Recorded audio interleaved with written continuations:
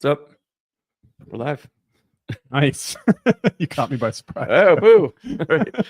Merry Christmas, man. How you been? Merry Christmas. Doing great. How about yourself? Good. Doing good, dude. It's good to hang out again. Yeah, we haven't done a show in a while. No, we haven't. Monday Morning Data Chat was officially disbanded, but Yeah. that doesn't stop us from getting back together once in a while and doing a chat. Right on the air. Yeah. Nice. Yeah, it should be fun. Yes. Hold on, let me just pull this up. Yeah, keep talking. Okay, sounds good. Yeah, so you'll have to tell us what's on your mind. We chatted about a couple of things in our sort of pre-chat. And I think we'll have questions coming in too. Is that correct? Yeah, if you have questions, drop them in the comments and we'll answer them. But yeah, so I think, part of this was just catching up on, let me just make sure it's cool, working. Yeah, part of this was catching up on, I think, on 2024. Yep. Yeah, what would you say the theme of 2024 has been? I mean, it's still all Gen AI all the time, right? That has not really stopped. I guess there are probably some of us voices crying in the wilderness about more fundamental aspects of data and structured data and such. But yeah, the investment interest, the stock market, the articles and major trade and business publications still revolve fundamentally around Gen AI. Gen AI, yeah. How about you? What's from your perspective are the major themes this year? Well, I think there's a couple actually, and so I feel like there, obviously AI is the kind of the layup. That's captured the public's imagination. What I also find interesting is discussions of stuff like data quality and these sorts of things is actually becoming popular. And from what I can tell from talking to friends who run companies like data quality companies, observability companies, and so forth, there's actually now demand. And also, on the data integration front, I've been hearing that there's, an uptick in, I guess, usage of those types of tools as well. So it seems like the attention on AI, at least in the corporate settings, also having a feedback loop back to data, which shouldn't be a surprise. But, I think if you've been in the data space for a bit, this may seem like it's a good shot in the arm from what we are used to, where you're constantly struggling for budget for data. And now it seems like it's becoming an easier conversation to have. So, yeah, the integration aspect is pretty interesting, especially because during the height of the modern data stack, there was this whole bundling versus unbundling debate. And historically, the argument is that you always have cycles of bundling and unbundling. Cable was like the ultimate bundling, all of your TV glued together, like a Cinemax, one huge package, super expensive. And then of course streaming services. Now everyone has like 8 streaming subscriptions unbundled. Oh, yeah. I mean, I had to cut back my streaming subscriptions. I mean, I kind of do an audit. I always have reminders of review these services, and I think around December time, so I sign up for November, December, right? You get the reminder like, oh yeah, review if you're using the service, and I cut half of them. I just cut. I'm like not using. You're just not touching them at all. I don't watch Peacock that often, right? I mean, my kid liked to watch The Office on it, and now he's watched all the episodes. It's whatever. You subscribe to watch your one show, be it 30 Rock or whatever. I guess the Nosferatu movie is starting on Peacock though. The new one. Okay. So that might be cool. That may change the conversation.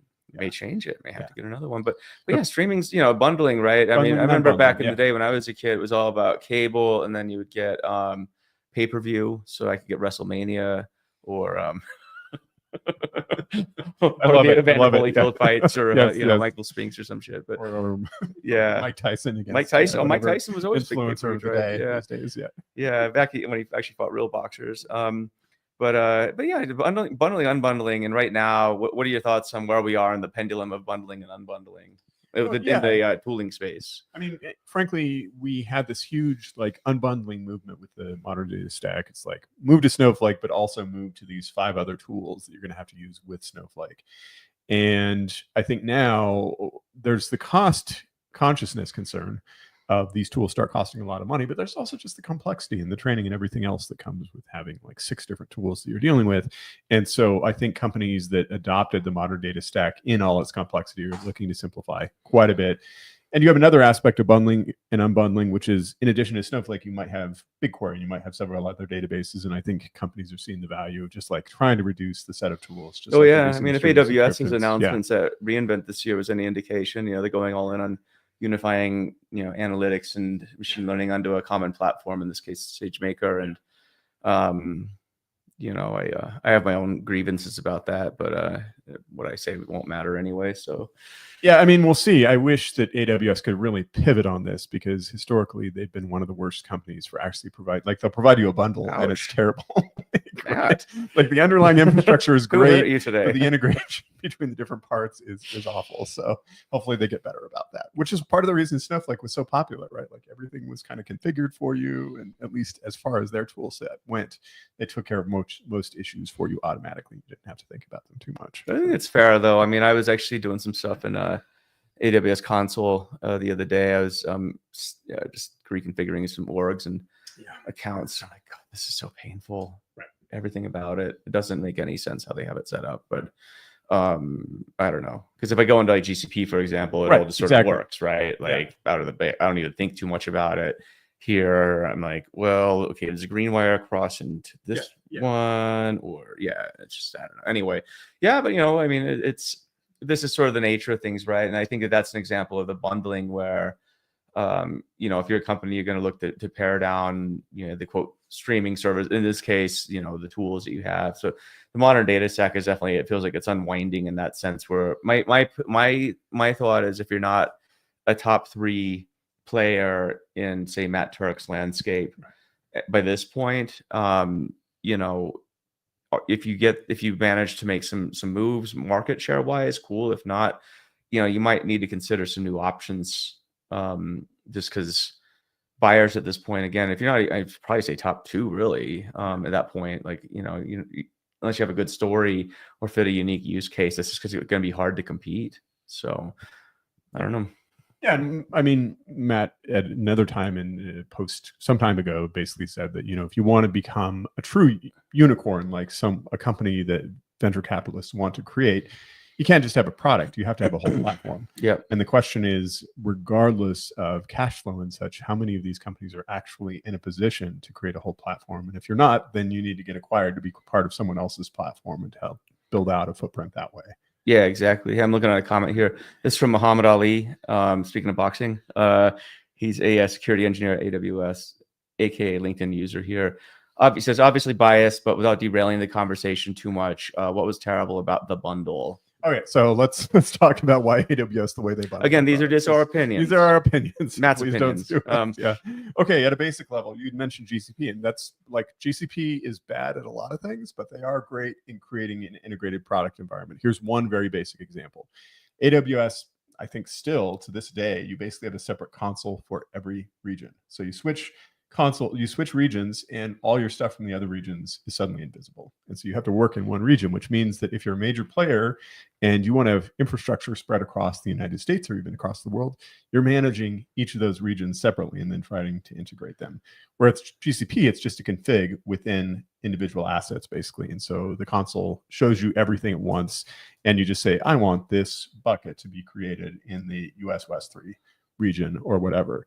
What's another example? Like AWS Glue integration with Redshift, for example. It's just a lot of configuration, right? In theory, Glue is supposed to work very seamlessly with Redshift. In practice, it's a lot of configuration to make sure it works correctly. Yeah.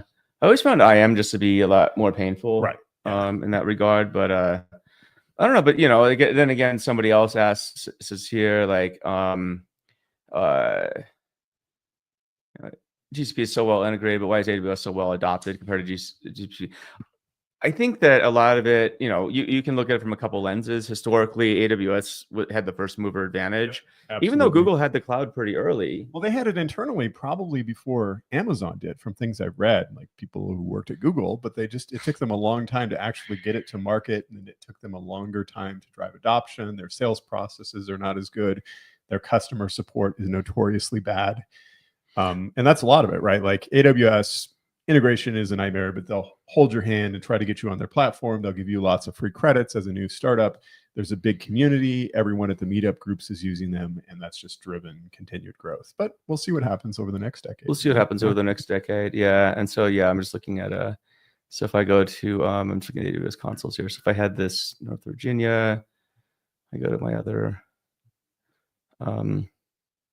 yeah, it's all region based. Nothing changed. Just want to confirm in case anything changed between yesterday and like today. But yeah. But anyway, yeah. So I think that it's but you're gonna pick the cloud you like, and more importantly, I think you're gonna pick the cloud that your company's on. That and that your company's on. Yeah, exactly. Yeah. So if you do have a preferred one, I would say it kind of also depends on what's been adopted at your company, because it's I think the dream of doing kind of multi-cloud, hybrid cloud is still there, but it's complicated.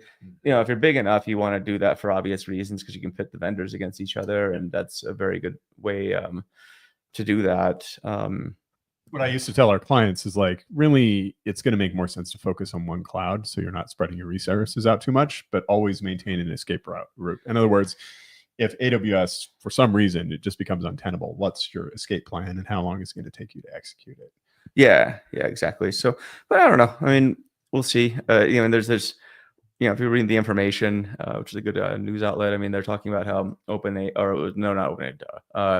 NVIDIA might be launching their own cloud, and so interesting. So it is interesting because NVIDIA has been investing in a lot of other cloud companies to basically host NVIDIA GPUs, because I don't think they wanted to be controlled by the major cloud providers. I don't think the major cloud providers wanted to pay NVIDIA prices. So what NVIDIA was doing for a long time is they would invest in these companies by providing GPUs. Like, here's GPUs that's worth so many $1 million in this round. This is how much our stake is in the company. And so for them to pivot to building just their own stack is like a major shift in strategy. I think it's a smart one, though. Yeah, potentially. I mean, inevitably you're going to be communicating or competing, against everybody. It's just kind of the way the world is. It's not kumbaya. It's kumbaya with guns pointed at each other, I guess. So, it's the way it is, man. It's life in the big city. And then, you got, what was it in Europe? You got, it was against Aldi, I think it was, like the grocery chain. They have their own cloud now. So it's more of a European. That I hadn't heard about. I've got to go look that up. Yeah, no. I went to an Aldi when I was in Germany. Aldi's awesome. I love Aldi. Just for the prices. Aldi. Right. You look at the prices and you're like, wait, what? This was 10 euros for all this stuff. Oh, it's cheap. Lidl. Sorry, Lidl is the one, not all. Lidl is the one. Okay, that's right. I'm glad I double checked this stuff. Yeah, so Lidl is the one that's doing the cloud there, and so Europe's got different needs, right? And I think it's pretty smart. Like cloud adoption in Europe, depending on the country, it's still not what it is in the States either. Like there's still, depending on the country you go to, I notice there's a lot of so on-prem going on, and people are maybe moving some workloads to clouds. But if there's a European cloud, then that's how it is. And China's got their own clouds and stuff. So let me see. Larry, what's up, Larry? He says you nailed it on big Google. BigQuery is expensive. Don't have a strategic plan to realize an acceptable ROI. Absolutely, yeah. I think that you can say that about most things. You can say that about any of these, right? Like, AWS is notorious for just like workloads getting out of control, as is Google. And the problem is that the scalability of the cloud can be your friend or your enemy. It means that you can scale to zero and you can really control costs if you're careful. But it also means that spend can be virtually unlimited, because it's just, you run a query, it costs money. It will run no matter how many queries you're running or how big. You can, for practical purposes, probably run them, which was not true of your old seems like a feature system, right? It's a feature, but it's a bug too. Yeah. So I think, and one thing that I think Matt and I still advocate is, if you're no matter what platform, cloud tool you choose to go on, to invest in learning how to operate and function in that environment with those tools. I think a lot of times, and myself included, right? You think you understand, say, AWS, you get onto AWS and you're like, cool, I know what I'm doing. But then you maybe take one of their certs, for example, then you realize, oh gosh, they have probably their suggested way of doing stuff, and I have my opinion. And guess who wins every single time? The cloud. Right? They set it up, as you point out. If you operate within the guardrails, things like billing, things like security, things like everything, or way easier if you try and have an opinion about this and think, well, I know better than them, right? I wish you luck. I think that that's a bold move, but go for it. That's I think a lot of times, I'll give you an example. A friend of mine at GCP, he was he's pretty high up. He's telling me how he recommended to a customer to use just clustering and BigQuery, right? Mhm. Customer turns it off, and suddenly they're like, oh gosh, why is my bill like $100,000 more this month than it was Yeah. for BigQuery last month? And it's just like, well, remember that clustering key I showed you? You turned that off, so we're going to give you a credit this time. If you ever do this again, you're paying. Yeah, because BigQuery, basically you pay per gigabyte queried. And so anything that will filter down data reduces your cost dramatically. Anything that unlocks this, makes scans bigger, is going to drive up your cost dramatically. Right? Here's another example of just something, the kind of thing to watch out for. At one client, they had Teradata, and I think they discovered that like 20% of their queries were just this one query that analysts would run over and over again. And so basically they were just wasting a huge chunk of their Teradata just hammering the system with the same query over and over again. Okay, but at least their costs didn't spiral out of control because you sign the contract, you pay what you pay, you have the hardware you have. Well, if you were to do the same thing on Snowflake or BigQuery, you potentially could end up paying for that query every time it runs. Whereas if you understand those systems, figure out how to serve it from cache instead, then your costs go way, way down. So, right, the needle can swing either way, but you have to be very careful about like adopting practices from an old system into a new system with that. Yeah, we call it the curse of familiarity, right? Where you see this often. I mean, I see this with software engineers when they're in, say, EC2. It's like, well, I know how to run servers. It's like, just because you know how to run a Linux environment doesn't mean you understand how AWS charges you for like static IPs, between AZ, data exchange, and all this other stuff, right? It doesn't mean you understand how subnets work at in AWS and all the other stuff that you kind of the gotchas I see people getting tripped up on. It's like, because I think it's like, I know how to use Linux, some flavor of it, and that's certainly not enough. But that's where we see people getting tripped up on quite a bit. I think, and it's also just a practical thing too, like using relational databases like Aurora for workloads that you shouldn't be doing it on. Like we saw one thing where like this poor Aurora database is being brought to its knees because transactional workloads were combined with these very intensive analytical stored procedures and all this other stuff. And like, why would you ever do this? But it's like, well, we got a database, we can do things in it, so let's do things. And then I think they had to start reducing functionality of the application itself because this database was getting too pegged. So know what you're doing at a fundamental level too. I mean, to give another example, I won't give too many hints about what company this is, but we saw a major company, like a major big company in the data space, using Aurora transactional for analytics data, and it just wasn't scaling. And that's not a surprise to anyone who knows how things like Postgres work, but they just had started small and not made the appropriate architecture decisions as they were growing, and they were architecture or data modeling, and data modeling too. Yeah, right. Agree. So anyway, Larry says the meter's still running when you get out of the cab. Yep, that's kind of how it is. It will run as long as that script is running, right? No human has to be in front of the console hitting the. I like that. That's pretty cool. Let's see here. I got a question here from Kyle. What advice do you have for someone starting on the consultancy journey? What do you think, Matt? Well, so first of all, you want to figure out what you're really good at. So do you have like some secret sauce that you're like, I can do this better than the vast majority of other people?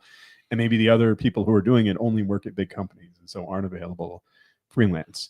If you don't have that secret sauce, try to find one. Like, what's the thing that's maybe missing out there that you can really, really specialize in? And then I think another one you'll emphasize over and over again, you have emphasized over and over again, is just like building the following and building the community. Like you can't really, it's not like the 80s where you would just work out of your office and, you go to conferences and talk to people. You have to have an I gratuitously hand out business cards to everybody I meet. Yeah, it's smart. Yeah. In the 80s. I pretend it's the 80s. I go to a Regis, like the really bad beige wallpaper. And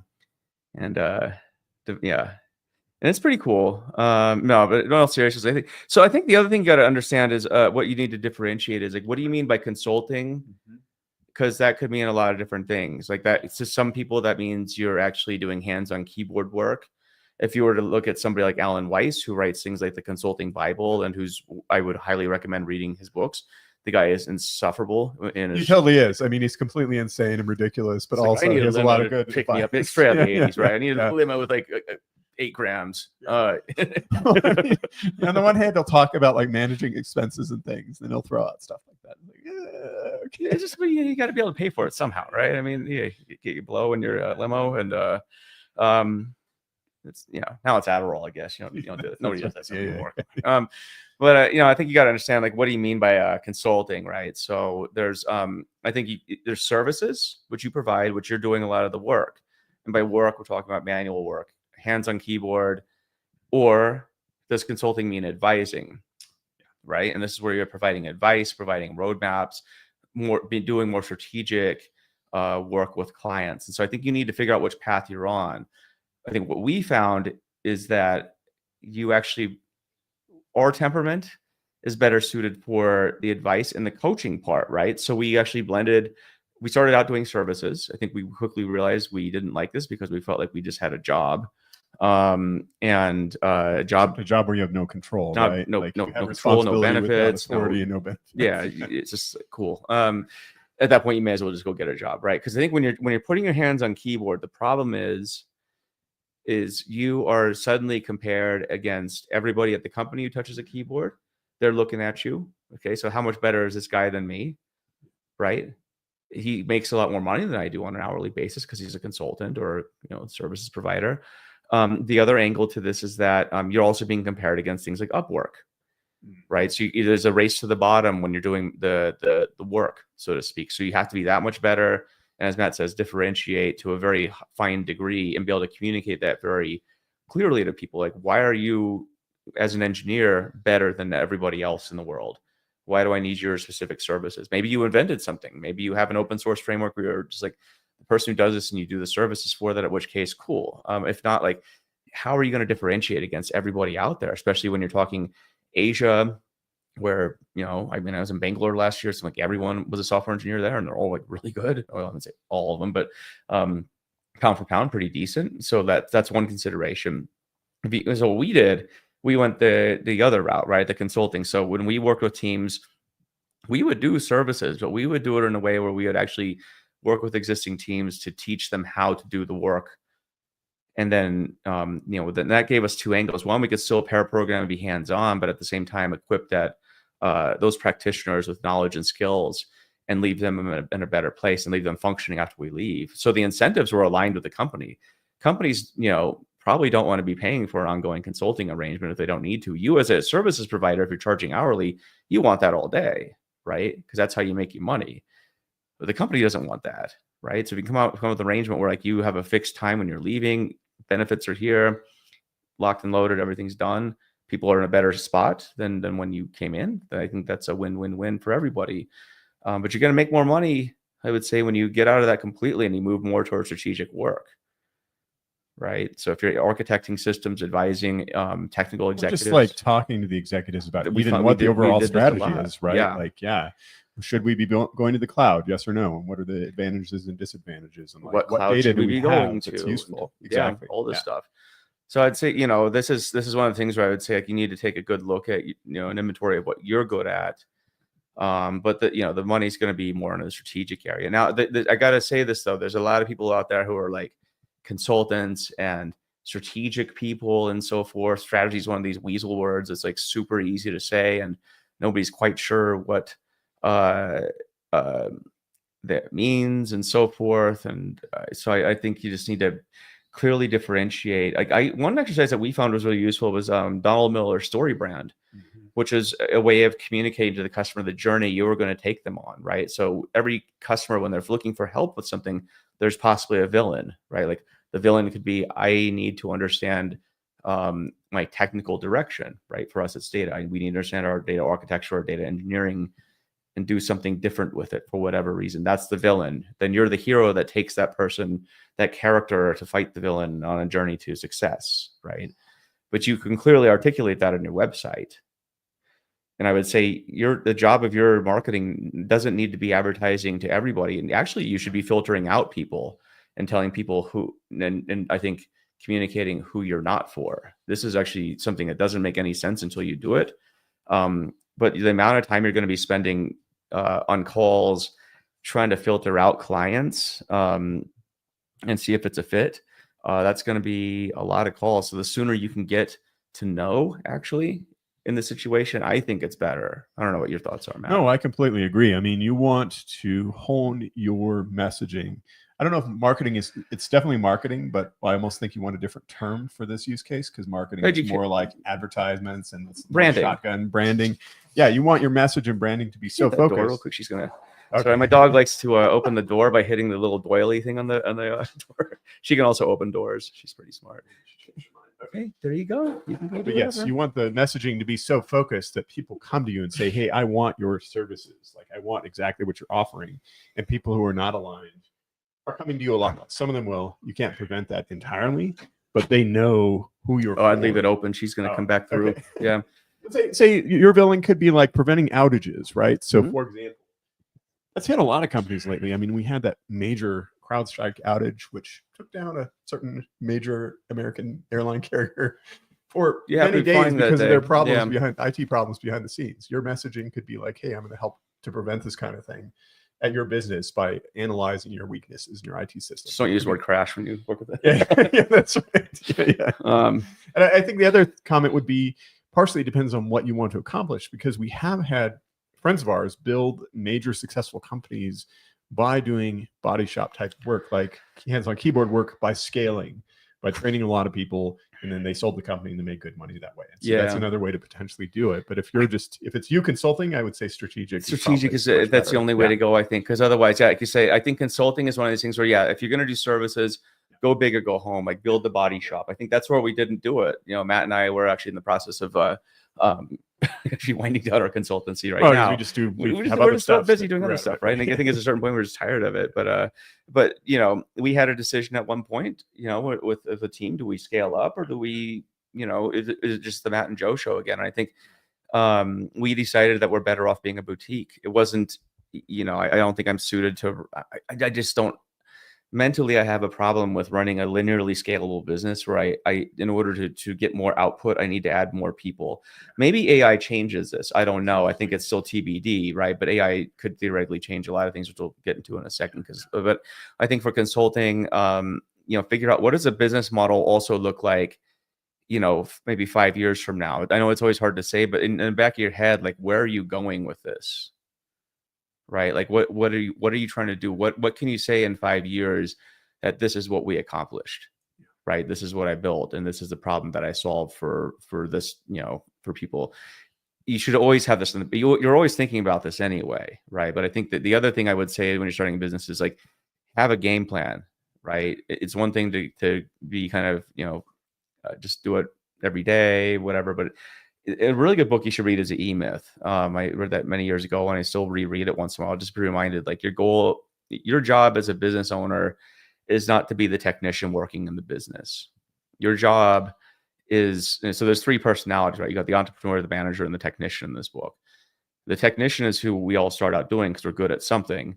But at some point, you're also going to need to be the visionary entrepreneur, scaling a business model, setting the strategy, but then the manager also, right? And so these are the personalities you're going to need to adopt. And if you ignore any of these, if you're simply the technician, you're going to have a job. That's what's going to happen. And you're going to hate it because it's a job you can't escape ever, like 24/7 all the time. You are the company. So, like, think of the systems, think of how you're going to work on the business, not just in it, right? So, and then Kyle thanks us by saying, so he needs to figure out what he's good at and find a good amphetamine dealer. I think, in a nutshell, I think that's good. Figure out what you're good at. The idea of being focused on advising, ideally, is that you're charging enough for a very specialized skill that you're not spending all your time consulting. You're actually spending a lot of time learning and expanding your strategic ideas and marketing yourself. And so hopefully you get to the point where it's self-sustaining and you don't need it.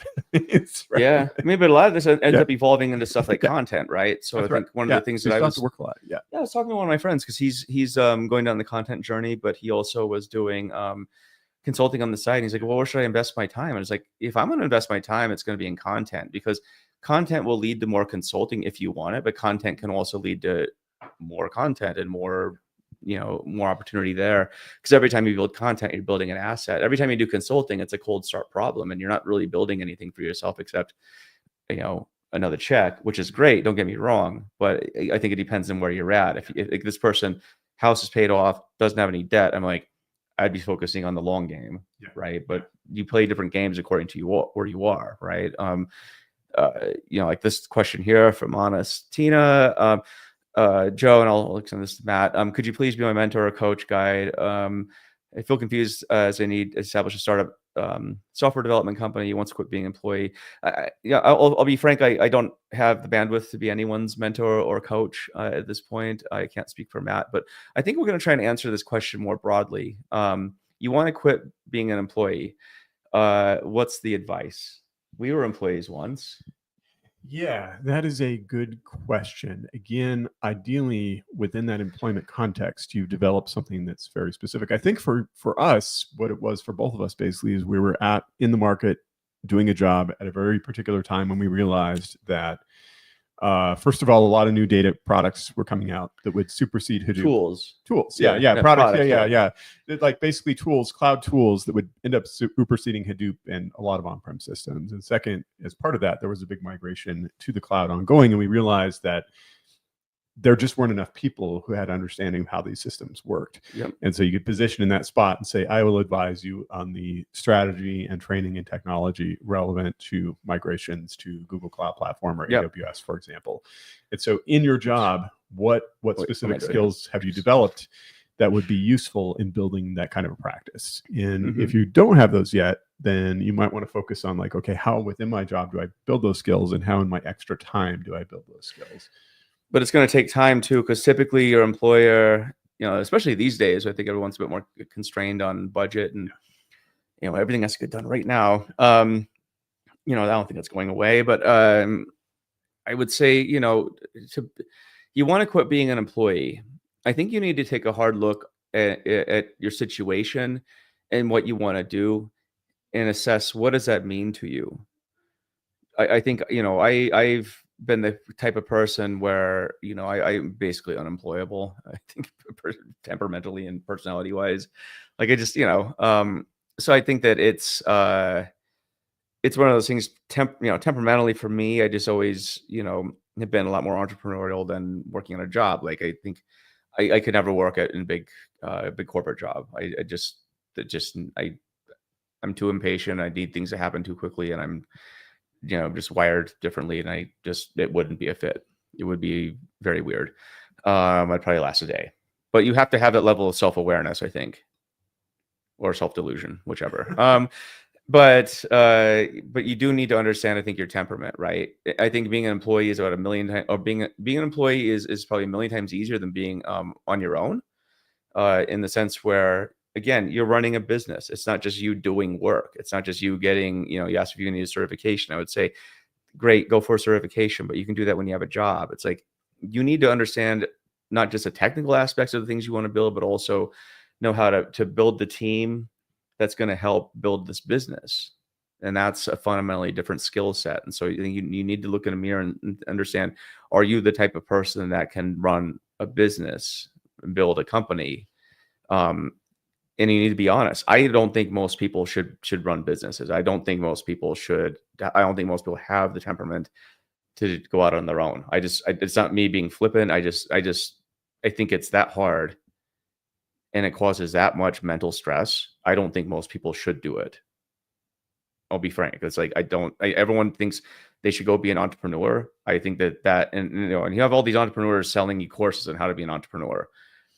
Right. That's always like the hilarious, like, okay, so you're really making it, but you're selling these courses. That's how they made all the money. Yeah, right? Yeah, exactly. But I'll tell you right now, like most people that I know, and this can be learned, but it takes a long time to develop this.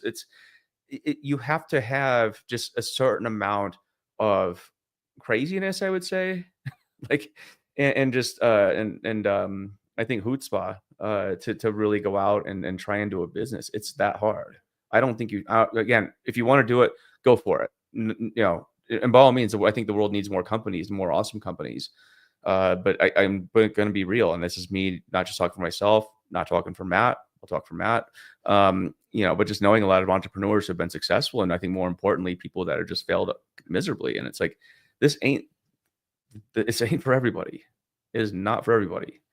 And if you think for a second, like, just because you're good at a job, that you can go out and do your own thing as a company, I don't know. I would say dabble in it. The way I would suggest you get into this and see if it's for you, start something on the side. Get your first customer, get your second customer, build it slow, right? And if you can manage to start replacing a significant chunk of your income, or more importantly, be able to be what's called ramen profitable, i.e., you can like cover your living expenses, then you should make that determination. Fred says there's nothing like the need to make payroll. Yeah, dude. Oh yeah. Payroll comes later. Like, first you need to have personal savings to be able to survive the dry spells. Because like, the reality is, even if you're really good at the strategic consulting, you may make a huge amount of money on one engagement, and then you may not have an engagement for 6 months. And so if you're not prepared to like weather that, and then once you hire people, then that's an even bigger problem. Then you need to have money in the bank of your business to handle because you got to think of things like receivables, right? That's so right. Customers don't pay on time usually. And so, and then you're going to be floating all that money on your own. So I would say there's a lot of things to consider.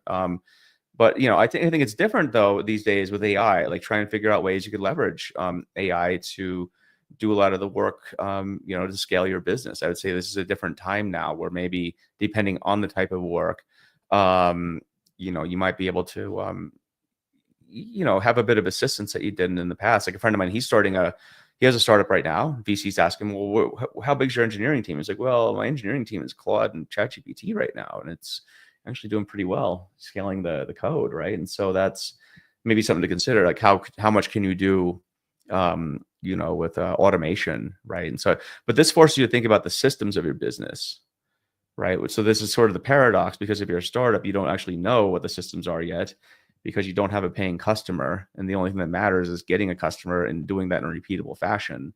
To me, that's a business. Otherwise, you just have you mentioned consulting, right? Like it's a business, but it's not a repeatable business, right? So you got to have the network, the scale to get the clients. You got to have a way of getting paid. And like you said, living expenses is huge. If you say you make like $100 grand on an engagement, right? US. But then, okay, that could last you a long time, right? You live pretty frugal. I do too. If your living expenses are like 30,000 a month, good luck. Well, that's always the danger, right? Like, people get some huge engagement and then they start scaling up their living expenses. They buy an expensive house, they buy an expensive car. And guess what? When there's a dry spell, like 6 months or whatever, you still have all those living expenses. It doesn't go away. And of course, there's the bigger like economic shock problem, where just in the normal course of business, even when things are good, you can have dry spells. But if there's some kind of economic shock, then the dry spell could last longer, or the amount you could charge may go down quite a bit. Absolutely. Just all stuff you have to money management, right? Yep. So have that, everyone says you should have an emergency fund. I mean, you got to look at it from a different angle. That's just to cover your living expenses if you lose your job and you need to find another one. If you're starting a business, I would say at least a year of living expenses saved up. Yeah, runway is the way I think of it, right? It's the same idea as a startup runway. It's like, how long can you go before you're just bankrupt out of business? Well, and I think having more runway also allows you to make better decisions for your business. Exactly, because expediency is a killer, right? You just take this one engagement that you really don't want to be doing, that takes you in the wrong direction, that can really sidetrack you for a long time, or permanently, frankly, or just like kill your business entirely. Mm-hmm. So, yep. Fred says there's something like the need to survive. It's true, man. It's life in the big city. Honest, yes. So yes, your advice is to find a client, right? Yes, find a client. Find your client. Treat that client well, right? And then start looking at, also as you're servicing this client, start looking for themes, right? Where am I effective? Where is this client having success? What could I be doing better? You got to log these things and treat it like a science experiment. But don't just think because you got a client that it's over. This is just the beginning. Like this is how you become a business. It's like understanding how to serve clients, how to get new clients, and build your brand, right? So good luck to you. AI and data engineering, what's our take on this? I don't know. Is that a question? Okay, what's your take? Okay, so I've actually been thinking a lot about this. I think you probably have too, which is like automated code generation tools, right? Like using ChatGPT to generate code to solve problems, or Copilot or whatever. I think these tools really are changing the industry a lot. Like Google has said this. I know friends working at various jobs who've said this. They're already using these extensively. What terrifies me is when I hear a junior say, "Oh, I didn't really have to learn C because I can just get ChatGPT to generate it for me." And it's like, whoa, whoa, whoa. Especially with C. If I heard that, I would fire you immediately. And let me explain why. You want to think of these tools as assistants, but if you don't understand what's happening under the hood when you read the code, if you're not capable of reading the code that comes out of the tools and finding the problems with it, then you are a security breach waiting to happen, basically, among many other problems like security systems crash, or downtime, or financial losses if you're doing something in the financial industry. That is true. I mean, I think what I said earlier about AI tools, you also need to know what you're doing. I think it should go without saying, but I think it gives you a false sense of confidence where you can just hit tab and that you're coding now. AI and data engineering. It's interesing. We did a fun, had a really good chat with Mark Balcanetti and then Matthew Scullion on the Matillion show. It was earlier this month, and we talked about, and Matt actually had a good point. The other Matt, you have good points too, but Matthew Scullion had he said basically, you got to look at the two lenses, like what can data engineering do for AI and what can AI do for data engineering. Completely agree. Yeah, we'll come back to that. Spot on. But yeah, AI and data engineering, I think, if you look at what data engineering can do for AI, I think data engineering is more popular than ever. I think it's more useful than ever because, the central crux of AI working is going to be data. Always has been. It replace AI with, generative AI with machine learning, and you're at the same situation. It's always about data. There's a reason Andrew Ng invested in a data engineering course because he felt like without this, it's going to be hard to move forward, right? And so I think with he's a proponent of data-centric AI, but yeah, I mean, and that's, I guess, if we're back to themes of 2024, this was sort of the year where I think a lot of the coding tools got critical mass. Like he had, Cursor and GitHub Copilot. Windsurf's another one. I think I'm starting to see that more in Blue Sky. People are, but the IDEs are, everyone's becoming effective at it. But I think to your point, does it allow you to do things more intelligently or dumb things more quickly? Yeah, because I mean, I've seen a lot of open source maintainers complaining about this extensively. You'll have someone who knows nothing about coding at all and has ChatGPT generate some basic code for their framework, and it contains like obvious errors. Like the code is actually pretty good, all things considered, but there are obvious errors. And so these maintainers get bombarded with these questions that are just like computer science 101, like high school level computer science. And it's like, start using the tool, but then you need to learn the underlying language, and then it's an accelerator for you. But without that, it's a big, big risk. Yeah, it is a big, big risk.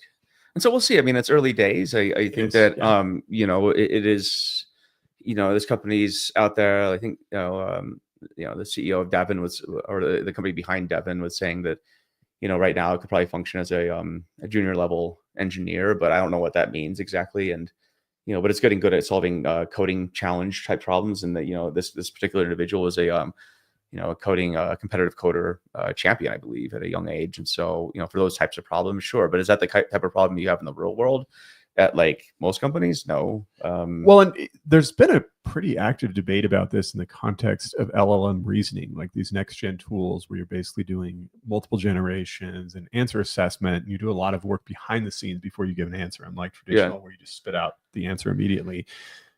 Apple, actually, some researchers at Apple published a paper in October basically arguing that the reasoning tools actually struggle with anything they haven't seen before, just like the traditional LLM approaches. This is very controversial because that was actually before, GPT-01 came out, and now 03, I think, is out in limited release.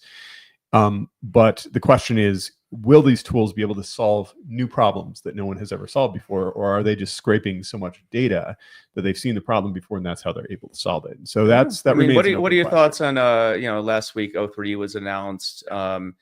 and what was it, the ARC AGI or whatever it was? It's a certain set of math problems where it could reason. You're a mathematician.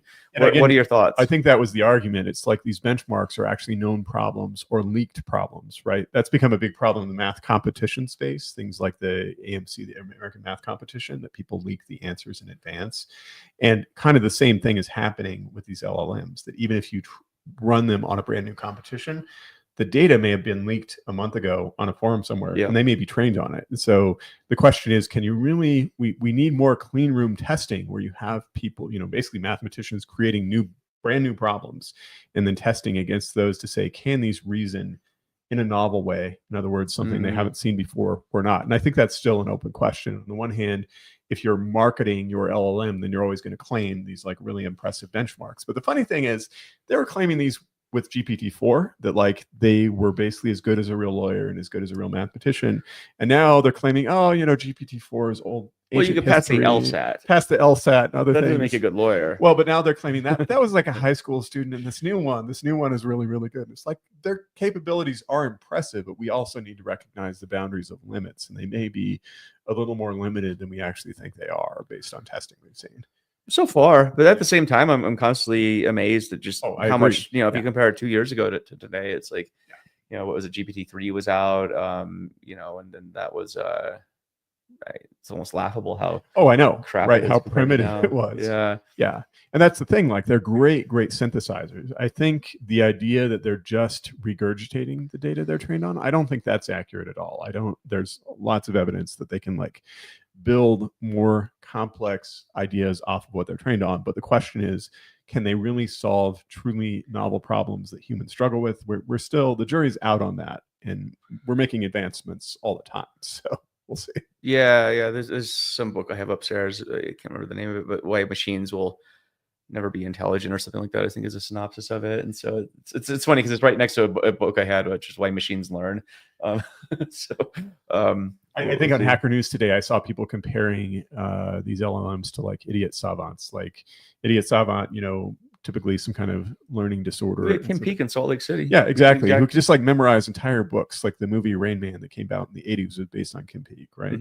And yeah, it could do amazing things, but like lacked basic social functioning, and like basically if you talk to him, came off as a person with a disability, and he did have a disability and yet could do these remarkable things. And that's the comparison. Like, these tools can do remarkable things, but we also need to recognize their limits and the risks that come with that. I mean, it's not to say they're not useful. I mean, I use them all the time, and they're amazing. So I don't know. It's still early days. I mean, we're still, in my opinion, still at the B00.1 stage of all this stuff. Like, just given the amount of money and attention on it, unless something catastrophic happens where everyone just throws up their hands and leaves the AI market, I think there'll be progress made. I mean, you have people saying there's limits to scaling laws, but at the same time, if I look at the people saying that, they also left certain companies where the scaling laws were sort of being, maybe hitting walls there. And so, I don't know. People say things. You got to always look at the motivations of people when they say things too. So, I mean, based on what we're seeing right now, I think we're headed toward a big business pivot in the space. And that means maybe kind of more of a rationalization of actually trying to make money, and maybe a step back from trying to train on more and more parameters. It doesn't mean the progress is going to stop, but it means that maybe it could be the end of a bubble, or it could be just a different type of business pivot, or we figure out different ways to make money. But I think based on reporting, this is more human and business reporting, like Wall Street Journal's article about a week ago about stuff going on within OpenAI. It sounds like the status quo, just like build larger and larger models and buy more and more GPUs, is probably coming to an end, and something else is coming. Don't say that. Yeah. Got a question about my poster. It's a weird comment. I need to mention this. Do you guys know that the poster hanging behind is praising North Korea? So actually, this poster I got from my grandpa, who was one of the first American troops in the Korean War back in the day. That was a poster that that was North Korean poster that he picked up because the North Koreans were about to go and kill him and all of his group. So I think 80% of them got killed. But that was, I think, a march on Busan, I believe, or something like that. But so that's a relic. But it's interesting because on the back of it's a love letter to my grandmother. So he actually made it out. and it was saying, I hope it's pretty bad here, but I hope to make it back home soon. So that's the significance of it. So it's actually a North Korean propaganda poster they dropped on all the American and South Korean troops. He fought in World War II as well, and a lot of the major battles there. And he said the Korean War was just horrific. It made World War II look like a cakewalk. I'm also Korean, by the way. So if anyone wonders where the poster, not from my grandpa, but from his son, to make more sense. My dad was also stationed in Korea for a while. So yeah, so it's that's the origin of it. But yeah, and these other posters here are interesting. So some of these are Chinese advertisements from the 1920s, actually, before communism. So you had a cigarette ad, and then these two women on a thing, you can't really see it, but they're holding a bottle of a pesticide. It's a very strange ad. So I found these. I thought that was beer at first. No, that's a It looks like pesticide bottle right bottle. there. Yeah, Okay. it's But I see the sprayer in here. Wow. Yeah, Okay. isn't that funny? So it's interesting. Yeah, but I have a lot of interesting art. But yeah, that's it's praising North Korea's ideology. Yes, because it's from North Korea. They literally sent that to my grandpa and all of his people right before they killed a bunch of them. So that's the story. But anyway, he made it out, and I thought I found that actually after my grandpa passed away, because I was looking at it and I saw this love letter on the back, written on the back of it. I was like, oh, that's cute. I teared up for a bit. But anyway, that's the story. Well, and it's funny in a world where like so much of what we possess now is just information and bits and such, and so much what we interact with, these kind of like relics that aren't just like fascinating physical relics, but like things that had a story from a person that you knew that like influenced you. That it's just a different level of connection. Oh yeah, I mean, you try and find that it's you can't, you wouldn't be able to find it. It's priceless, right? So this room has a bunch of relics in it. Like what is that? I have a set list that Maynard from Tool gave me. So from a Tool show. So yeah. Do you have a copy of Chairman Mao's thoughts, like the original little red book or anything like that? I probably do somewhere, not the original one, but yeah. My dad was in Hong Kong during the Vietnam War, briefly in the Navy, just like on leave, and he at the time there was like a communist district in Hong Kong, so he like walked over there and was talking to the shops, and he bought a copy of the original Chairman Mao's thoughts. Unfortunately, he like lost it because he loaned it. No. You should have kept that. Yeah, I'm sure you can still find, not the original stuff, but like, not the originals are like collector's items, like hardcore collectors. Oh, the zombie picture. So this is funny. So this is this one is a thrift store painting, which is kind of funny actually. So they have, this woman took these funny thrift store paintings, like the cheesy background ones, and then she painted zombies over them. It was hilarious. I'll never forget the moment I brought that home, because my wife just looked at me. She's like, you spend your money on the dumbest stuff, I swear. So that's the zombie painting there. So it was but she did, so this artist she found like a lot of campy thrift store scenery paintings and painted just the most god awful things on, just hilarious. So like Star Wars characters, all that stuff. So anyway, that's where it comes out. So yeah, a tour of I don't know, vinyl, really rare vinyl. Yeah, this place is, it's kind of a hipster museum. So this is Joe's other podcast, Joe's Cave or something. It'd be a pretty funny podcast. I have all kinds of crap in this place, but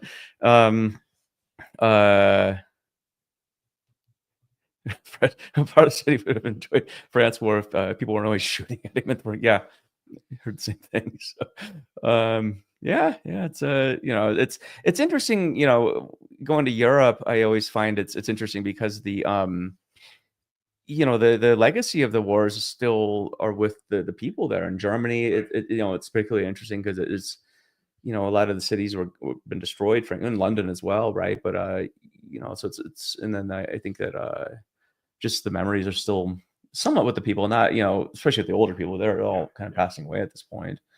But well, I mean, so part of the freshness of the memories was kind of the memories came back when there was an invasion into adjacent countries. Like Germany and France see that differently than we do in the United States, because it's not that far from their border, and they remember things that happened in not that long ago. Yeah, exactly. Yeah, we can keep going for a while. It's Christmas, whatever. So yeah, that's a bit of a tour. But yeah, history is a weird thing. I don't know. I think you're a history buff. I'm also a history buff.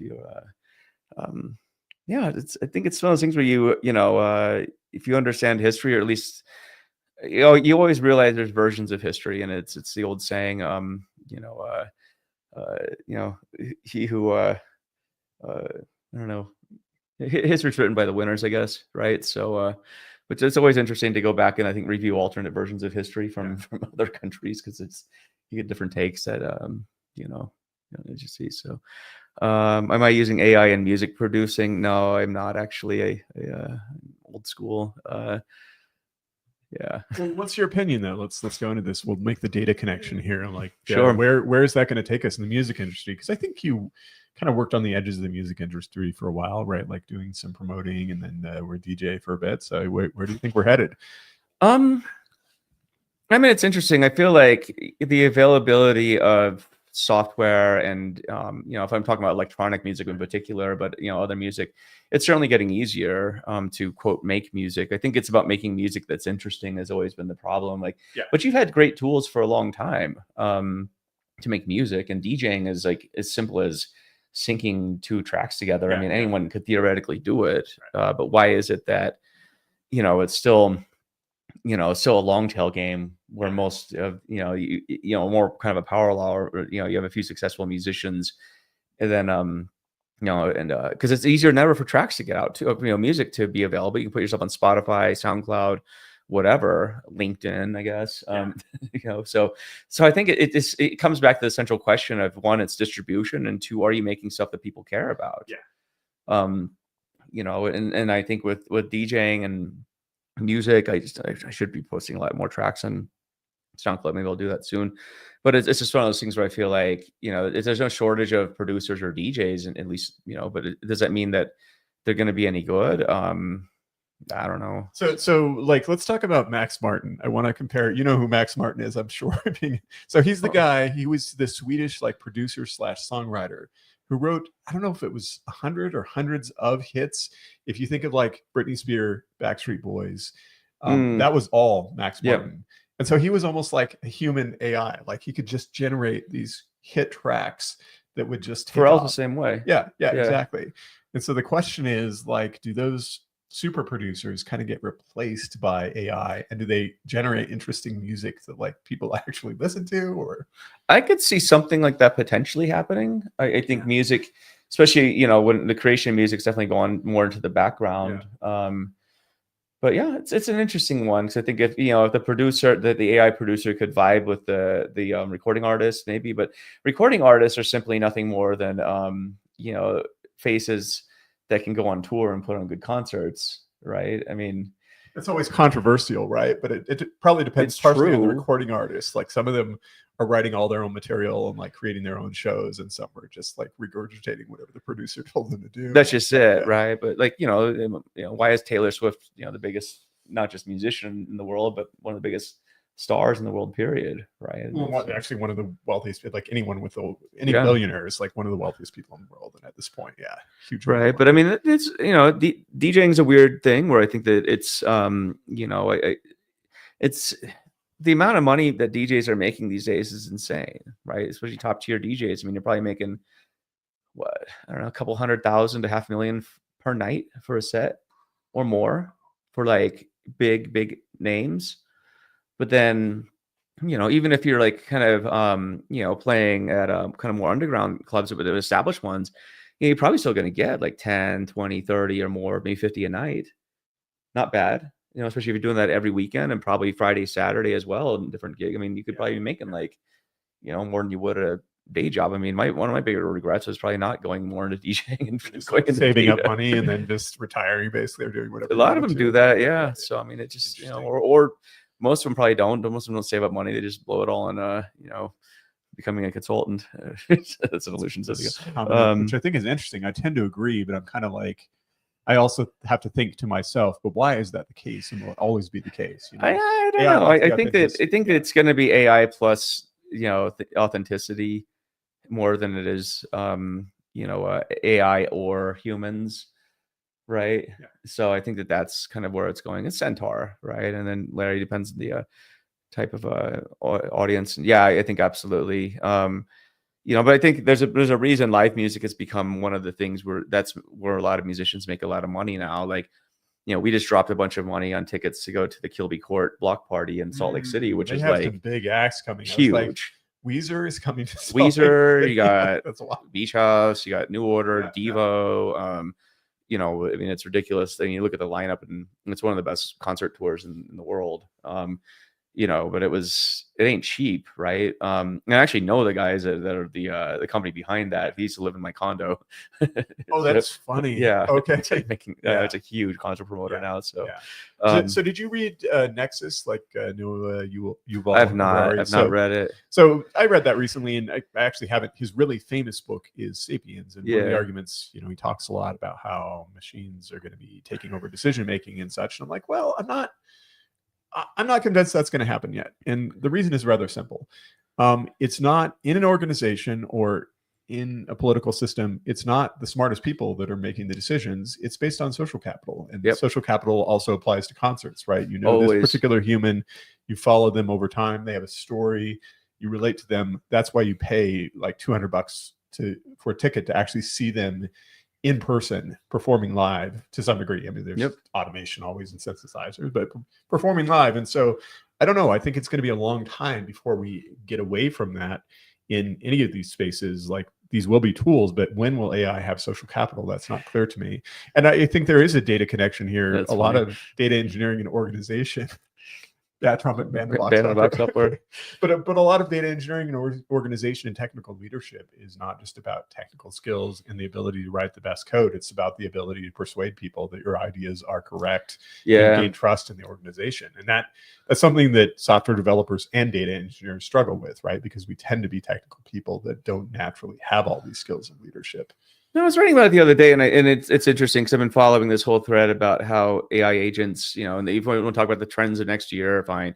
AI agents is one of them. There you go. But I think it's one of those things where I started drawing parallels to, because it's like our SaaS application is going to go away because now you can just have personalized workflows for everything through agents. And I'm like, well, maybe we'll see. I think, again, it depends on the underlying data and how well these workflows and agents are trained and operate and so forth. But it got me thinking about the broader picture, really, which is kind of what you're talking about, which is, it's something I've been talking about, but in much the same way, if you think of an application like a company, this big monolithic thing, the whole system's being inverted now, where like everybody has a capability of doing awesome stuff.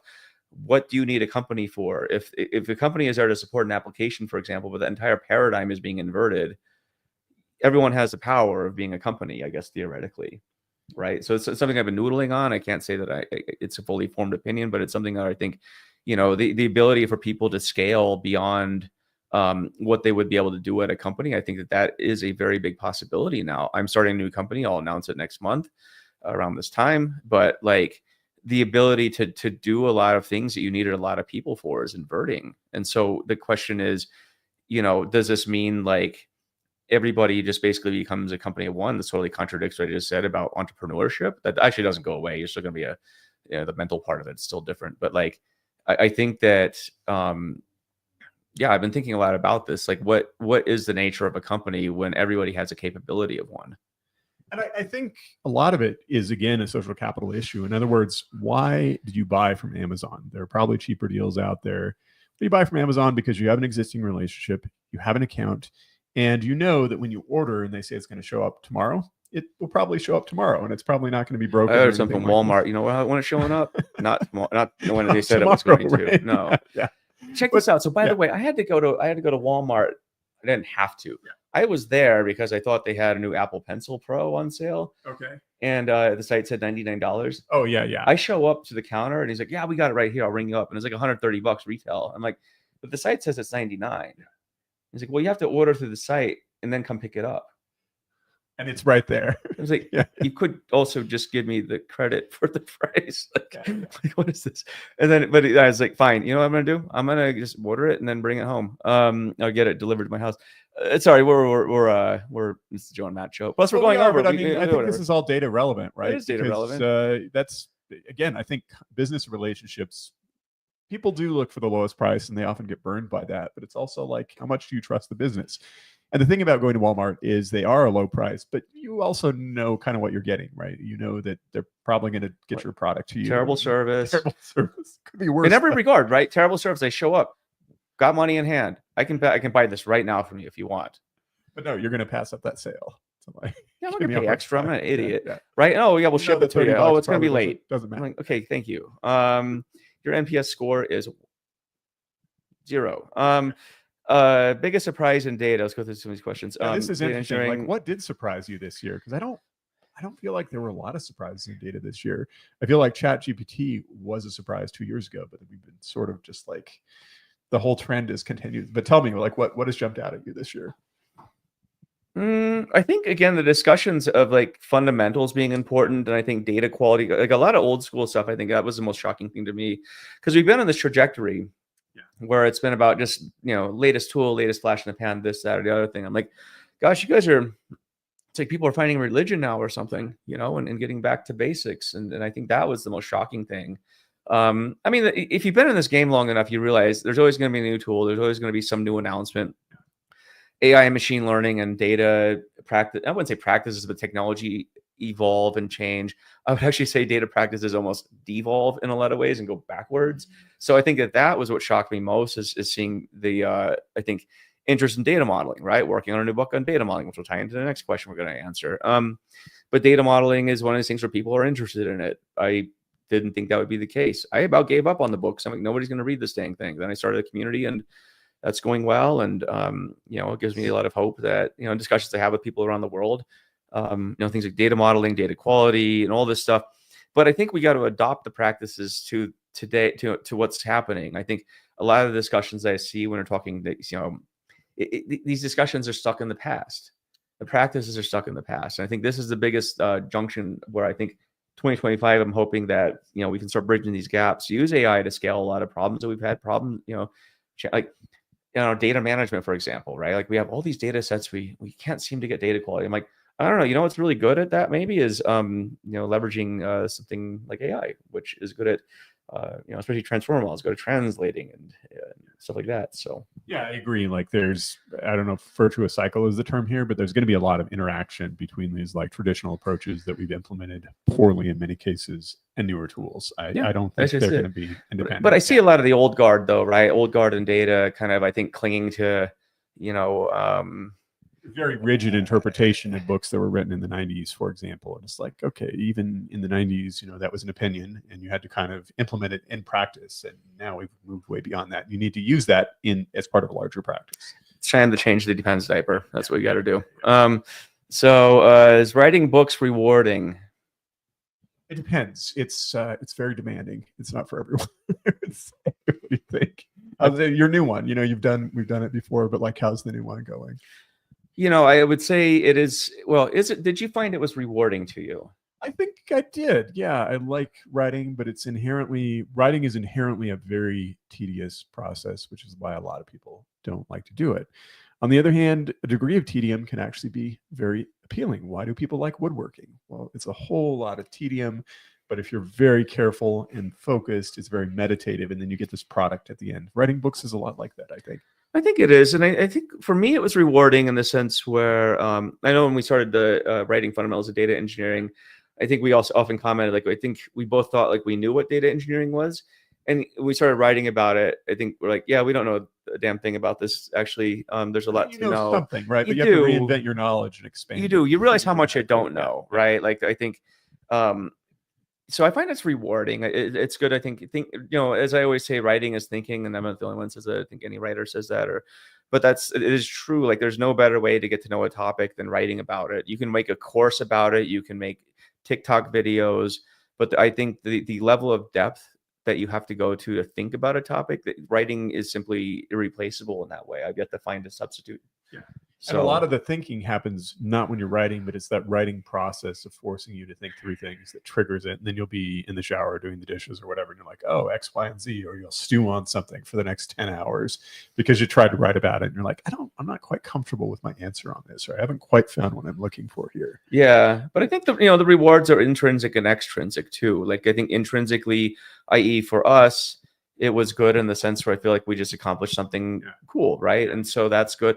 Extrinsically, I think the book Fundamentals of Data Engineering undeniably changed Matt and I's trajectory. It got us absolutely true. I think it brought us a lot of benefit. I wrote about it in my newsletter a couple weeks ago about how it benefited us, and I think it got us out of kind of this bubble of being local, right, and where we were, and it brought us to a global scale. And so I think that was kind of cool to see that people were willing to read it around the world, and it's been translated in I don't even know how many languages, and it just brought I think a lot of opportunities that we just wouldn't have been able to have. And books are weird in that sense where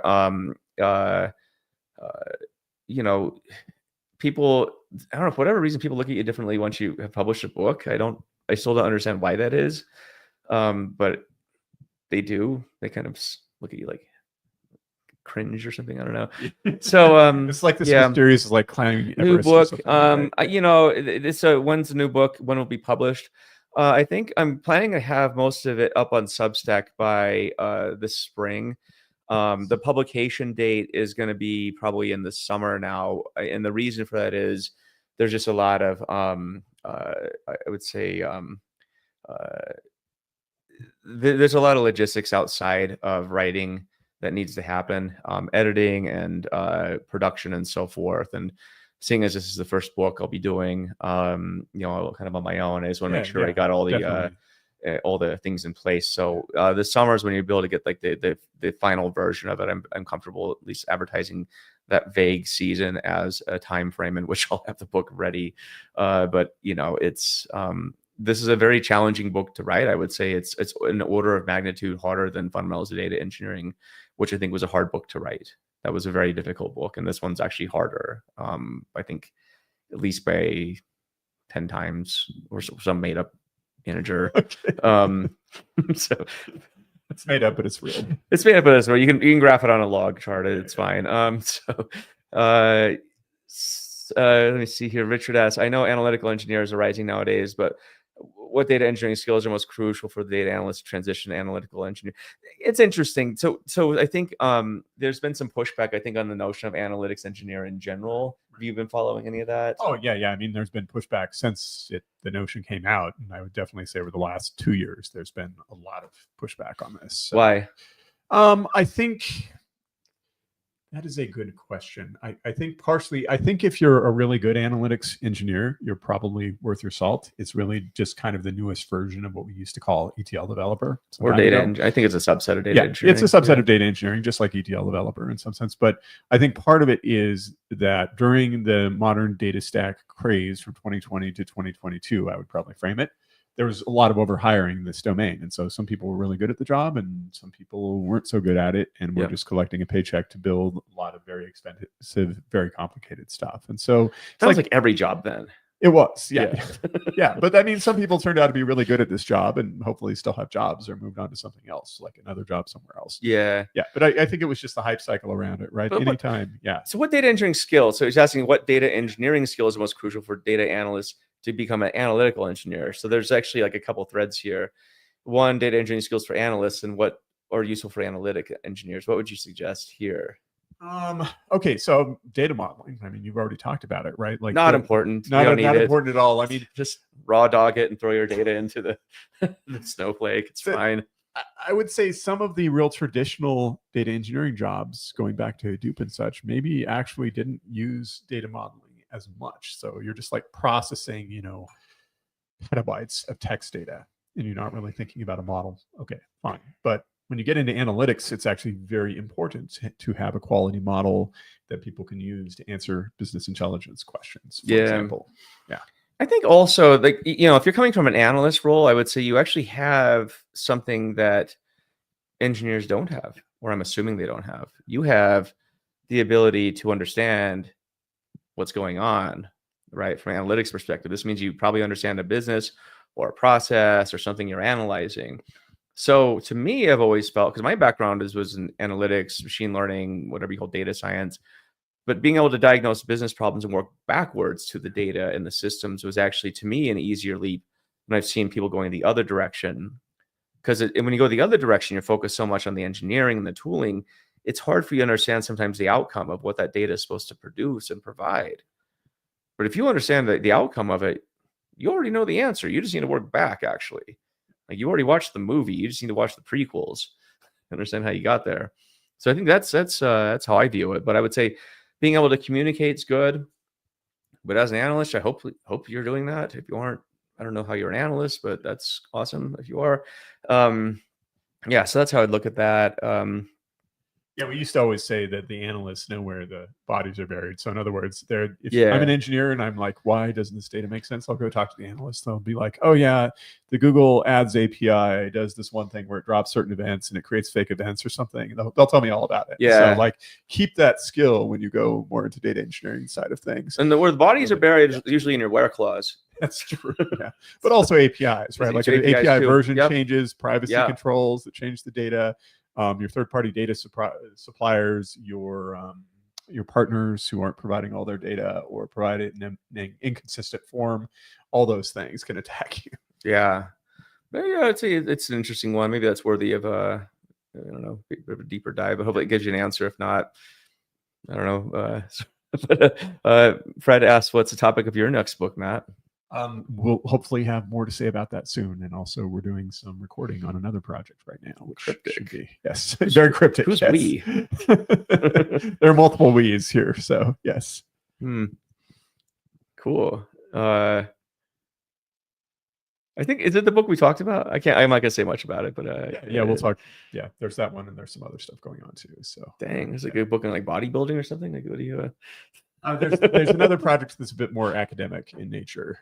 It's basically what it comes more like a textbook. So okay, yeah. Good for you. What about the data lakehouse? It is also uprising, I guess. What do you think about lakehouses? I mean, I think it's good in concept. I think the potential impediment for the lakehouse is the same thing that was an impediment for Hadoop, which is excessive complexity. So everyone in principle wants a hyper flexible data stack where you can use any tool with any kind of data. In practice, when it comes to managing that complexity, a lot of companies opt away from it. So we'll see. But would an open table format solve that once and for all, Matt? In principle, but we've seen how the politics go around that, right? Well, politics? What do you mean? Well, meaning if you have a particular format like Iceberg, say, and one company buys another company that's responsible for it, doesn't mean the company that bought it is doing anything bad, but everyone is going to be suspicious. That's how you get politics, right? Like everyone is going to be suspicious about the future direction of that table format. And that's kind of the kind of issue you're going to run into because all the competitors want to interoperate enough to be a part of that conversation, but not so much that people are leaving their platform to use something else. So that's it happens. That's actually, I think, a good advice for the other question too about becoming an engineer. Is just there's always politics around tooling. As an analyst, you're probably seeing politics around data and all this stuff. Definitely. But like, so I think the lakehouse to me, it's interesting. I feel like it's one of these things like I can't tell if people are going into this because they feel they have a need for it or they feel it's the next big thing. And because you do definitely remind me, there's a lot of Hadoop vibes. I posted about this because somebody else posted about this in the article there was last week. Yeah, it was like a Medium post. Yeah, and it's definitely true. Like I think back then I saw people adopting Hadoop for their which is a quote big data tool, and these people had all of like 10 gigs of data in their Hadoop stack, and I'm like, I don't know, you could probably just do that with happy New Year to you too. So I feel like, is there a problem you're trying to solve like right now with a lakehouse architecture that even a simple data warehouse wouldn't solve? I don't know. So I feel like in some cases it's great. In some cases, I think for some people it's like it's good resume driven development. It's a solution looking for a problem. Now, where I think it's going to get interesting is when we start. This is another thing for 2025. Is I think we're going to start moving more into kind of multimodal data sets, images, unstructured data, whatever, mixing that in with structured, semi-structured data. That's the essence of what I'm writing about in my book, Mixed Model Arts, which is like unifying the data modeling end to end. I think this is going to be one of the things that the Lakehouse will, hopefully facilitate. Completely agree with that, and I think that's part of what's happened in this. But even Bill Inman would say like the data warehouse also he never said you couldn't use unstructured data in it. Right. Text data, he's been doing that for like a while himself. Well, when we had him on, he basically said, well, it doesn't mean I disagree with the idea of the data lake. It's just that you still need the curated version, Bingo. of it, which is the data warehouse, right? Like the stuff you want to keep, you move into the data warehouse. Stuff you want to be nice, you put in the data warehouse. Yeah. And so lake house, trailer park, whatever you want to call it. It is what it is. I think what it comes down to is that the problem is that not everyone needs that level of flexibility, and that's where I think there could be a pullback. On the one hand, multimodal raw unstructured text is going to be much bigger in the future, but like a lot of people just need to get basic business. Well, this is where DuckDB is getting a lot of traction right now. Exactly, same with polars for the same reason. Simply run on the machine. I mean, like I said, I'm looking at this Mac Studio right now. It's got like 30 cores or something like that. It's a beast. I got a new MacBook Pro Pro series upstairs. It's got a lot of cores as well. Right. You can run pretty crazy workloads. Now, of course, you mentioned the governance piece. That's a big one. But like, if I needed sophisticated tooling, I probably more inclined just to run it on my machine these days. Like, why do I need to pay for cloud bills when I can? Thing is, depends. So I think there's a tale of two worlds. One is if you have sufficiently big data, open table formats, lake houses make a lot of sense. I would say go for it, or don't use something in the cloud. Yeah. But increasingly, and this is what Jordan Tagani's been talking about, small data, this is a big theme of this year, and it's going to be a big theme next year. Like, what do you actually need to do, and where do you need to do it? I mean, this thing's, I don't know, with that hard drive there, what's that, 5 terabytes there, and terabyte here, 6 terabytes storage, plus I don't even know how many thumb drives I have laying around. I mean, you could do some pretty serious damage with just this machine here. You really can. Yeah. And you always have to assess like how much of this thing I'm going to adopt is based on the hype cycle of the last 1 or 2 years, and how much will I need 5 to 10 years from now? Like always it's tough because the industry changes so fast. But even though 3 months ago seems like a long time ago, you still want to think of the long time horizon for what you're building. Yeah. I guess, it's 12:30 now, geez. But I mean, so as a reminder, Matt and I started this podcast or Monday Morning Data Chat way back in the day because we just recorded the conversation. Matt and I would talk like this for hours, actually. This is like literally us just talking, and I guess it is just us now talking again, interspersed with questions. But one question I have is, what do you think about, what's your advice to companies that how would you recommend companies get into AI or continue on their path with AI in 2025? Oh boy, that is a tough one. Everything too. I'm talking like, Notion boards with Notion AI, whatever, like just AI, whatever. I mean, a good place to start is code generation tools, right? I mean, I think those actually have a degree of maturity, but again, my big caveat is that your engineers actually need to know the programming languages better to do that so that they can catch the problems that you can potentially generate this way. Yeah. So you're risk managing and also doing real engineering and trying to let the AI do the job for you. Mm-hmm. Right? That's a good starting point because it's amazing how well they do on code generation. Even really compared to other tasks, they're just amazingly good at it. Really good.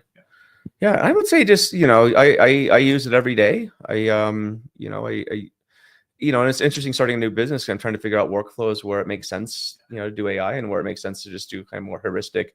So I think it's a question of like probability versus, probabilistic workflows versus deterministic workflows, right? If you're okay with like fuzzy answers to fuzzy questions, go for it. Like one thing I dorked around with last week when I was in Scottsdale was Claude computer use. Have you seen that? It's kind of scary, right? Like it's cool. Get the Docker image and dork out on it. But it's like so for the audience, like Claude computer use, you can go just type in Claude computer use. It's in beta. If you're gonna test it, get the Docker image. Don't let this thing on your computer. It's like the ultimate malware. It can just take over and do anything it wants to. You can tell it what to do. You can say, okay, so I had it like research some stuff for me and make a spreadsheet out of it, and it did it. Amazing. That's wow. Yeah, and I was like, okay, so this is cool. In constrained environments, like I want this running, my definitely some operations in the business for sure, right? And but I'd say that's one place to start too. I mean, I dialogue with it all the time, even on topics of my book, and I've been using it in some cases for development editing for my chapters, and I find like it actually pinpoints stuff that I and probably my friends would not have seen, because like, as we always say, like you and I are pretty much, we're of hive mind. If like one of us misses something, the other one, we both miss it. And I think a lot of this is when you're reviewing stuff with friends, the same thing happens. Yeah, you hang So, out all the time. You talk about the same things. You run in the same circles. You go to the same conferences. Same There's blind stuff you're spots. simply not going to see. So Mhm. yeah, and this is interesting to me because what you're explicitly not doing is having it write all the stuff for you and just publishing it. We've seen lots of that, frankly. Yeah, that's corny. It's bad. It's really bad. And I think as you're using these tools, one mindset you want to have in mind is this like notion of anti-fragile. So like this Taleb, I think Nicholas Nassim Taleb originated this. Yeah. And the idea is like, what are your big risk points? In other words, he's thinking about societal risk of whole systems and economies collapsing. But like the way you're using the tool, what's the worst that could happen? And ideally, if you're just using it to critique your pros, the risk is limited.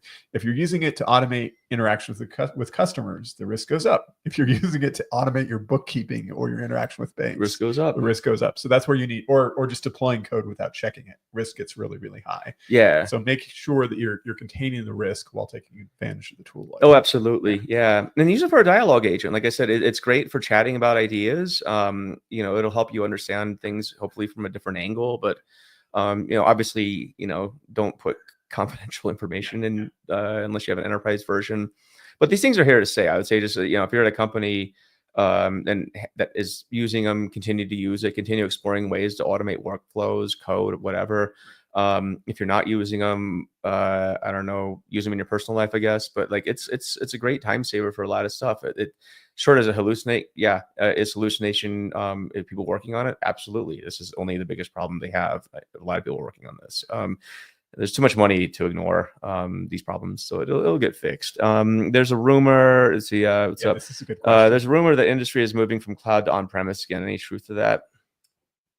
You want to go first, or I don't know. I don't. So I would say speculatively and anecdotally, sure. I don't have numbers to back this up, but I could see that happening. I think by the last time I checked, though, cloud penetration was only still at like, workloads in the public cloud was only like what 25-30%, and that number hasn't really budged that much. Well, and here's my other take on this. Did you ever study Markov chains when you were studying statistics? Yeah. So Markov chains tell you the probability of moving between different states. And one of the most basic ideas of Markov chains is that to have a lot of people moving from state B to state A, say from cloud to on-prem, you have to have a lot of people in state B. If you have no one in state B, then that transition never happens, right? And so I think part of what we're seeing is that the more cloud penetration there is, the more you'll have people moving back, just because you'll have some percentage of churn that goes back. Yeah. It doesn't mean that in the long term, we aren't moving to a steady state of having a lot of things in the cloud, because you'll have some companies moving on, some companies moving off. I'd say 10 years ago, there were so few big companies in the cloud that no one was moving back. And now a lot of them are in the cloud and some of the workloads are going back. Sure. But just given the amount of data center investment that's happening right now, I mean, it would be foolish to say that, the days of the cloud are over. Well, because it would be foolish right now for most companies to buy any NVIDIA GPUs. Just the capital cost is way too high. But they still may want to use NVIDIA GPUs. So you're going to go to AWS, you're going to go to maybe eventually NVIDIA to rent that resource, because it just doesn't not make sense financially to buy it yourself. Yeah, I guess it's how many times you need to train and infer. But I think for even non-AI workloads, right? I think it just depends. Like there was a famous article from Basecamp where they repatriated their workload from the cloud back onto on-prem, right? And to me, that tells me that their workloads are very mature and predictable, right? So that may kind of end a story. If you have predictable workloads, I mean, you could make this calculation really easy in a spreadsheet in like 5 minutes or less. It's like a pizza ad. But I mean, it's just like, what are you spending here? What do you expect to spend here? What are the workloads? What's, all these other factors, IOPS, everything else, right? And then you price out. I mean, it's been done for decades. If you have unpredictable workloads, I would say that's where the cloud is good, because you can scale in ways that would just be very cost prohibitive. Because it's just kind of how it goes. And then obviously, as Larry points out, there's some industries like healthcare where and others that have some concerns about cloud and potential PHI exposure. Now, my pushback on this one is, it's you're only as good as your security profile. Right. So if you're on, if you're in the cloud, if you're on-prem, if you're on a freaking Raspberry Pi, I'll give you some examples. When I'm in airports, I hang out at lounges. I can give you a lot of instances where I've heard people having meetings on their AirPods, Oh, right. talking Yeah. about confidential stuff, and you're just like, dude, there's a phone booth over there. You can go have your very secret meeting, and you don't need to tell all of us what's It's like happening. an insider trade on your stock or something. Is it insider trading though? I don't know. Somebody blabbed. So yeah. Wasn't that BP where there was an incident where the wife was a big executive at BP and was like, having these calls. yeah, Her that husband was trading on BP stock. Mhm. Got, went to president, I think, for insider trading. But risk profile depends on the industry you're into for sure. And also like if you're a retailer, retailers are notorious for not wanting to go on to a certain public cloud. Starts with an A, ends with an S, Right. middle initials W. Because I can't say that anything bad happens, but there's speculation like, well, they could theoretically look at my workloads. Maybe, I don't know. Again, I don't know if this ever happened, but that's the concern, right? So a lot of retailers will opt for somebody else. Just as a firewall, basically. Yep. Yeah, and the thing you have to understand is that, how do I say this nicely? Maybe it's not going to sound very nice, but like a lot of people I see working on security within companies are just, some are very good, some are not very good. And so the quality of your on-premises security is only as good as like, we've seen some horror shows, dude. Security engineers internally. If you have really good security engineers who like stay up on the latest attack vectors, then that's great. But if it's just like trying to just security by obscurity that you think is going to save you, like watch out. Yeah, the missing link in a lot of stuff is just humans anyway. That's right. So. Yeah, and same thing in the cloud, right? You can be running everything on AWS. AWS actually makes a lot of security guarantees for you. Contractually, I'm not so sure, but if you're the person doing the AWS deployment doesn't know what they're doing, we've seen this again and again, right? Like there was the Cambridge Analytica, like I think they, among other issues, they were caught like just leaving buckets open to the public. So I think AWS turns that off by default now. So not public, but like it's still a big risk. Like if you do that cloud deployment incorrectly or on-prem deployment incorrectly, you're going to be in very serious trouble. I have heard anecdotally, like companies like Dell, for example, are seeing a lot more business for private data centers. So that's and that comes from an on-prem software vendor. So and years ago, like way back in 2015, 16, they already had the concept of private cloud where you would rent the hardware from them and then you would pay per usage, basically. So it wasn't just a buy the hardware. It was lived on your premises, but you paid by what you used. And so I wonder how that model is going now. Be curious to know. I don't know. I would say a lot of it's kind of up in the air too, because now everyone wants to do AI. So again, it's like what does that mean exactly? I don't know for companies. But yeah, it's so I don't know that it's again the premise is, are you moving from cloud to on premise? Is this like an industry wide thing? I don't. Anecdotally, I don't see it. I don't see it borne out in the numbers. It's also one of those things I don't really look at numbers wise. It's something I don't really, I figure you're going to do your workload where it makes the most sense to you. That's exactly it. My opinion, my take on this is that the best, most technically competent companies I see are doing some hybrid of the two. So, for example, there was an A16Z article some years ago that claimed that Dropbox had moved all of its operations on-prem. But if you dug into it, it wasn't true. What they'd done is move their main storage service to their own servers. Right. But a lot of their workloads, like analytics workloads and interface workloads, are still running in the cloud. And that's because they wanted to build a very custom type of storage, which you're not going to get from S3, even though it's a good product. So they built that on their premises. But anything like highly scalable went to the cloud. Another example, Netflix. Netflix, you don't think of them as an on-prem company, but all their cache servers live in ISPs. Like most of the serving happens from cache servers. And in a sense, that's on-prem, even though they live in the ISPs. But all of their like video processing workloads, again, the UI web workloads, that all lives in AWS because it's highly scalable. And they're very good at optimizing the scaling of those workloads. Even for this new company, I have a couple Raspberry Pis. I'll probably be running some workloads in the background on just because, I don't know. I mean, Raspberry Pi 5 has 8 gigs of RAM and multi-core. You can do quite a bit with that. So it's cheaper than a server.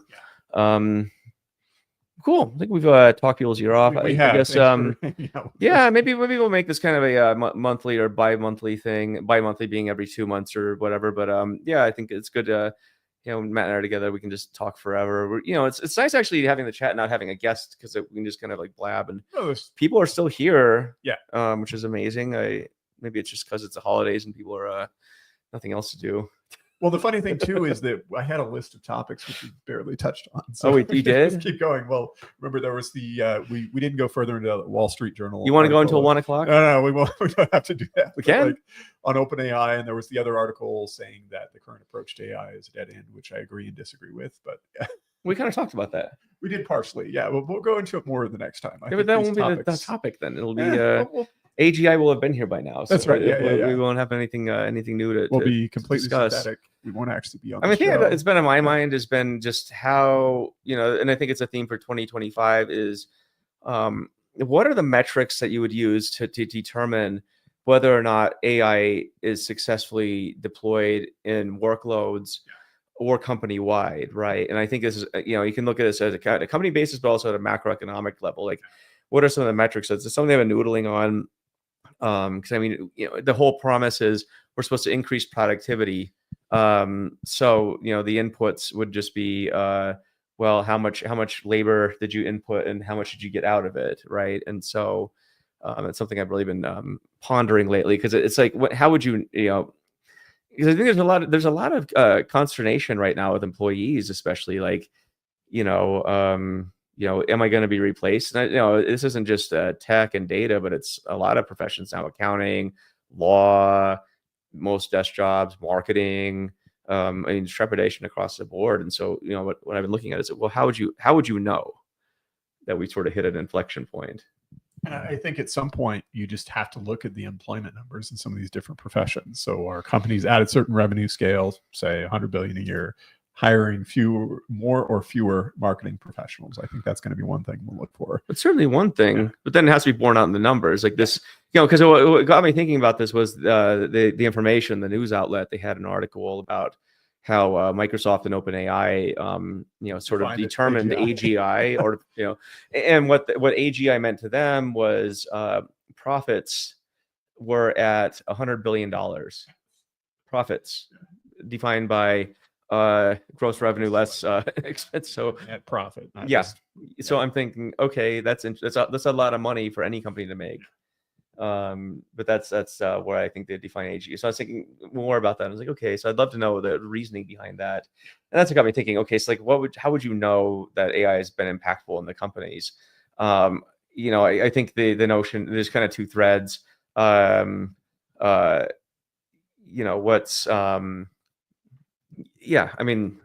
Employment numbers is certainly one. Or company profits, have they gone up because you don't have as many people? Or revenue's going up? Because the other thread of this is, if you have less people consuming services and products, revenue will go down because they don't have any money to spend on things. So I don't know, but it's interesting too, because there's this idea in economics called Jevons paradox, and the idea is that as you get more efficient, like Javon, like Avon. Kind of like that. Yeah. Okay. It's anyway, as he was arguing actually about coal and saying, well, steam engines are getting more efficient, but he argued that actually consumption would go up as efficiency yes, this increased. one. Yep. Yeah. And I think not only do we have the same risk with AI, but AI is a technology that doesn't need humans to run. In other words, traditional web app, right? Web app, people interact with the interface. That's what drives power consumption behind the scenes. Well, now the machines can just interact with other machines, driving potentially unlimited power consumption. That is a very interesting idea to me. And so you can have a scale up of economic activity without humans in the loop even. And that's pretty wild. I mean, this could be, when we talk about environmental devastation, we could be talking a whole new level of that. Or we have to figure out how to constrain that. Is our economy becoming an economy of like automation, just interacting? There was always been some of that, but like robots talking to each other, and basically, people have been arguing this for years with bot scraping and such on the web, but like it's a new level happening now. So I mean, it's kind of like it's interesting. I mean, we used to send faxes to each other and ship things on dirty diesel trucks to each other. Now this is you can think of those as agents. Now it's that whole feedback loop is shortened. Right. Yeah, it's a good question. I don't know, but sort of, so last question here, 2045 in the job market. What do you think? I don't know. That feels like anyone's guess where we're going. I don't know where we're going. There's so much happening, man. Interest rates, the bond market, like new all president. These economic fundamentals are just so unpredictable right now.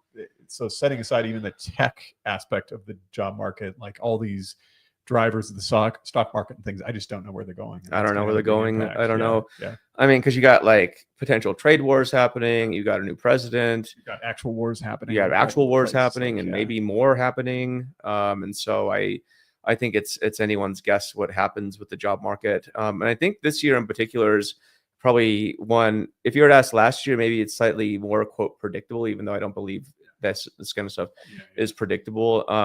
But I would say I can give you thoughts on the job market and what how I would navigate it. Maybe that's a better approach. But I would definitely, I've been advocating people, build your network, build your brand, social skills, all this stuff. Like your biggest enemy right now is people may or may not know who you are, right? But here's the deal: layoffs happen a lot. Layoffs are going to continue happening a lot. All in the name of shareholder value and more productivity, because that's apparently what we worship now is shareholders and making them feel good about themselves. But that's the reality, right?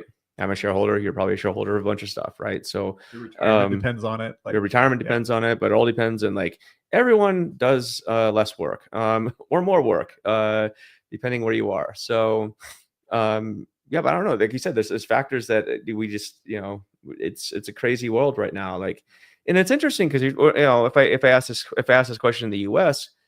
and if I try to answer it, it's a different answer than I would give in Europe. Europe feels like it's just in a state of malaise right now when I'm there. Great place, some cool stuff happening, but the economies are kind of in the dumps universally. Australia feels very much the same way. So the U.S. Is the only country where I could say like it feels like we're doing really well right now, at least compared to the rest of the world. Whether this continues or not, I don't know. Again, you have a new president, you have new things coming in, and just there's a lot of factors. Yeah. So, but even as of like this month, right? We're in December. Yeah. I mean, there were layoffs happening at big companies, and they, big companies are announcing layoffs for next year because they kind of have to, right? That's if you're big enough and you have enough layoffs, you have to announce them. So that's some people have to look forward to next week is pink slips. That sucks. So yeah, that part is no good. And going back to the European discussion, I wonder if we're going to see kind of a policy pivot, because I think the AI wave has kind of driven some new thinking on that. In particular, you have companies like Mistral, for example, that are based in Europe that are doing extremely well. And obviously, Europe wants to cultivate more companies like that. And then you have a lot of European founders who, even if they work out of Germany or France, their company is based in the Bay Area, or, they have something Delaware. Here. So think of Hugging Face, like all the founders and leaders are like German and French, and yet they are based in the United States. And so I think there's kind of like this soul searching to say, why isn't that happening here? And what kinds of changes do we need to make to keep that talent here working? I mean, I'm rooting for Europe. I mean, I go there all the time. I got a lot of friends there. I mean, Europe's kind of my second home at this point. So I think my constructive criticism of Europe is first of all, there's a mentality where I think there's just a pervasive sense where failure is a bad thing. And that I think prohibits a lot of people from wanting to go out and try something new. Right. And consider you have like some of the best safety nets in the world. Right. If something bad happens to you there, like, yeah, you'll be taken care of. If something bad happens to you in America, like you lose your job or say you go bankrupt, you could be living under a cardboard box under a bridge pretty quick, or in a box, not under one. Put it on top of you, I guess, under a bridge. But I mean, that's reality, right? Like America is like, you can do the highest of highs. You can be the richest person in the world many times over even, right? You could do really well for yourself here. There's also no bottom to how far you can drop in America.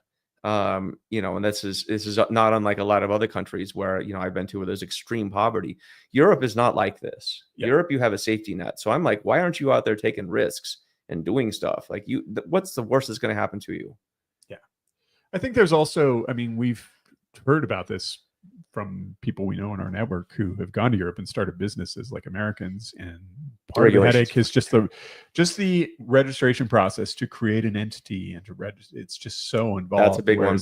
And I think the safety net is great, and I think maybe what Europe could learn is to say, well, if you're under this revenue, then you're not required to do this registration. Obviously, if you're like Siemens or Volkswagen, you're this huge employer. Yes, we need that safety net aspect. But if you're really small, will give you a bit more flexibility to allow you to grow into something. Right now, that doesn't quite exist. It doesn't. I mean, it was funny because like we were in Spain, and a friend of ours, she's American, started a business there. It took her a year to register businesses there, and then I met with the mayor of a certain city there as well, and the mayor's like, we're open for business, and I was like, yeah, except are you painful? That's the problem. Like it's challenging. It's challenging. Yeah, who do I have to buy off here? You, the mayor, to make this happen? So yeah, you're absolutely right. The regulations are just soul crushing. Like there's no way you or I would move there to start a business. And they're valuable. No, I agree with that. Like it's great to have some protections for workers. Are they valuable though? I mean, it's like the paperwork you have to go through and the slowness. What I mean is if you are an employee, they have a lot of value. Yeah, there's a lot of value there. If you want to have the best of both worlds, then it's like we've seen this in the United States, right? If you have an employee in Seattle, which we did at one point, you have to pay Seattle special taxes on payroll, except that it's only above a certain amount of payroll. And so as long as you're below that number, you don't have to worry about it. Register a business there, and do all business stuff. Right? But yeah, there was other stuff we had to deal with. Just paperwork galore, but it's not, but it's not that bad. Yeah. And it's also the idea that it's graduated, that as you get larger, and it's like, well, yeah, if I have 100 employees, I probably have an attorney and accountant to take care of these things. But if I'm just 2 employees, then I probably don't. And that's going to make me not want to scale if I have to go through all this stuff. So no, but I talk to European entrepreneurs all the time and people doing startups there. And I think they're hungry to do stuff. They see what we're doing here. And I think they want to apply those lessons in Europe in a European way. And I'm supporting it. I'm like, I got a lot of friends there, and I'm rooting for them. There's a reason I go to Europe a lot, right? I do like the people there. I do like the companies there, and I like Europe, But America, I feel like my expectation is, this next year and probably during this next administration, make the money. If you're in America, like get out there and make the money. Like the business climate's going to be good if you want to get out there and hustle and make money, because that's what this is going to be about. That's all it is. If it was a climate where if you bashfully wanted to go make a dime or many, this is the business climate to do it in. So, because like that's my opinion. So, but what that means too is especially with deregulation probably coming into America, I don't know what this does to job protections for people. I don't know what it does to the environment. I don't know what it does to a lot of stuff, right? People's radar, right? Yeah, like, healthcare. It's hard to found a company if you are having to go pay for healthcare because you have some medical emergency. Yeah, who knows, right? But that's out of anyone's control here, basically, right? Like I would say, like the thing I would say for this job market and probably others is like focus on what you can control. Right. Everyone is playing in the same playing field, at least theoretically. Obviously, if you're a billionaire, you play by a different set of rules than people like, less. But if you're watching our show, if you're a billionaire, it's awesome. Congratulations. Good to meet you. But I'm guessing not. Right. But I would say, it's something that I learned from it was the chief operating officer from Under Armour, where this is during the financial crisis. And they had the saying at Under Armour where it's like, no loser talk. Everyone's competing in the same economic climate. Everyone's competing, in the same space, right? How do you outcompete in the situation? But don't just blame the economy for things. Don't blame this or that. Like ultimately, you can control what you can control. So that's my advice. That's my opinion. So Matt may have a different opinion. Well, at any rate, there are a lot of uncertainties for the coming year, and just try to think about various scenarios and where you want to take your career in life, I think, or where you want to live. Yeah, I think on that note, though, I don't really know of any place that I would. I don't know. It seems like every place has issues right now. So I had a lot of friends saying, "Oh, I want to go to Europe," and I'm like, I don't think you know what it's like there right now. It's not. It's different. It's changing. It's different. Anyway, well, thanks to everyone who's bared with us for almost 2 hours.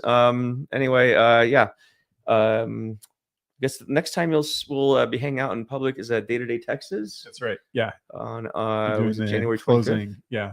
Yeah. So if you're in the States or if you want to go to Austin, Texas, go check that out. So any announcements you have? That's it for now. Yeah. Okay. I'm posting more soon, but yes. Posting more. Awesome.